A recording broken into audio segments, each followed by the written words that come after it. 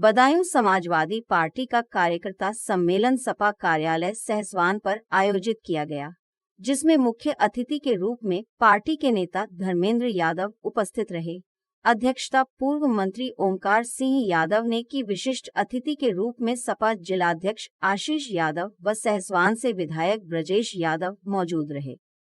कार्यकर्ता सम्मेलन में उपस्थित जनसमूह को संबोधित करते हुए धर्मेंद्र यादव ने कहा कि समाजवादी पार्टी का जन्म संघर्ष से हुआ है। इतिहास इस बात का साक्षी है कि जब जब समाजवादी पार्टी में सड़क पर उतरकर संघर्ष किया है, तब तब पार्टी और अधिक मजबूत होकर उभरी है।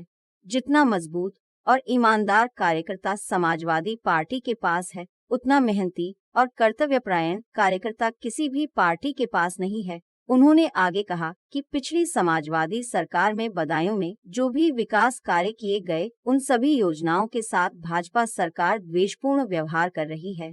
इसका जीता जागता उदाहरण बदायूं का मेडिकल कॉलेज है, जिसकी जल्द ही मान्यता जा सकती है। उन्होंने आगे कहा कि बदायूं एक महिला के शव से आंखें निकाल ली गईं, ये एक संवेदनहीन तथा मानवता को शर्मसार करने वाली घटना है। आगे कहा कि भाजपा का झूठ अब बदायूं सहित पूरे उत्तर प्रदेश की जनता के सामने उजागर हो चुका है तथा आने वाले लोकसभा चुनावों में जनता उत्तर प्रदेश से भाजपा का आज सुपड़ा साफ करके ही दम लेगी।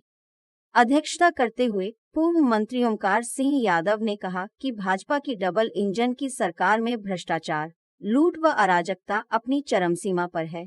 सपा कार्यकर्ताओं का उत्पीड़न किया जा रहा है। थाने व तहसील भाजपा नेताओं के दलाली के अड्डे बन चुके हैं।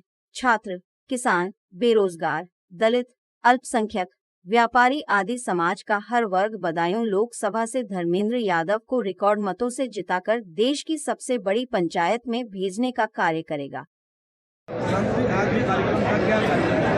पार्टी के चुनाव के संबंध में अपने कार्यकर्ताओं का सम्मेलन था सहसवान और देगमा ब्लॉक के साथियों का। सब लोग इस बार मजबूती के साथ चुनाव जिताने को लेकर संकल्पित हैं और बीजेपी को हटाना चाहते हैं।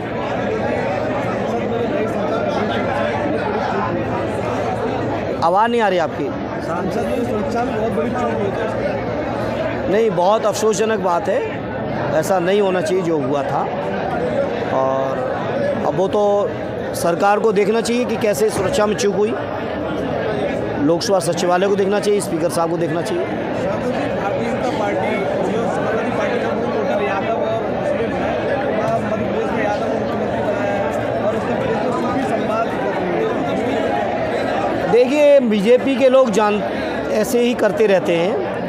इन बातों से समाजवादी पार्टी के वोट बैंक पे कोई फ़र्क नहीं पड़ने वाला है। बीजेपी के लोग तो अभी चुनाव तक जाने क्या क्या करेंगे, लेकिन समाजवादी लोग, समाजवादी कार्यकर्ता, वोटर, नेता सब मजबूती के साथ खड़े हैं माननीय अखिलेश यादव जी के नेतृत्व में चट्टान की तरह, और बीजेपी को हराने के लिए संकल्पित हैं सारे लोग।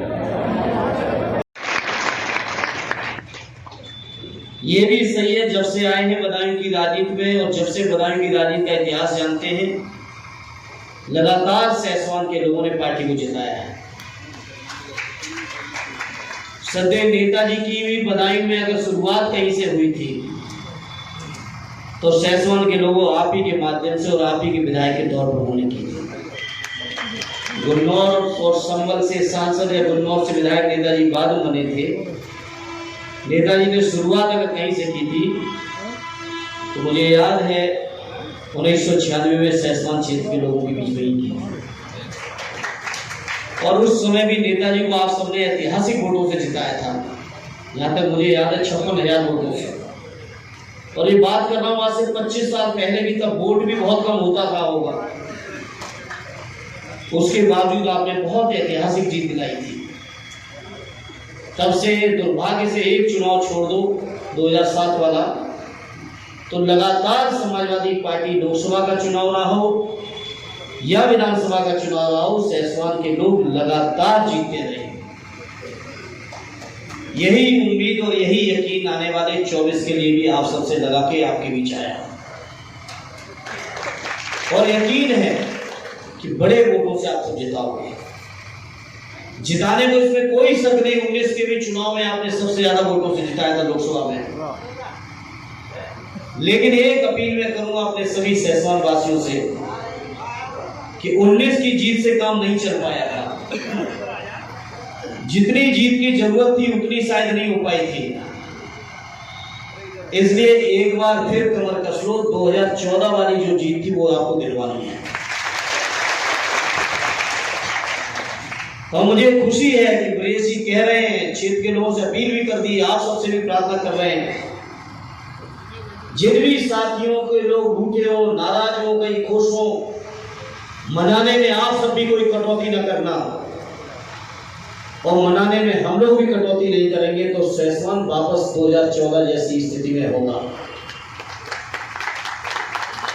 आज इस मौके पर बैरस वाले लोगों से और बेले के लोगों से मैं अपील भी करूंगा, प्रार्थना भी करूंगा और स्वीकार भी करूंगा।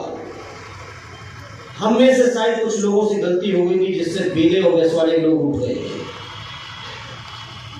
और शायद कहीं ना कहीं सेसवान की बड़ी जीत में वो चीज बाधक बन गई थी।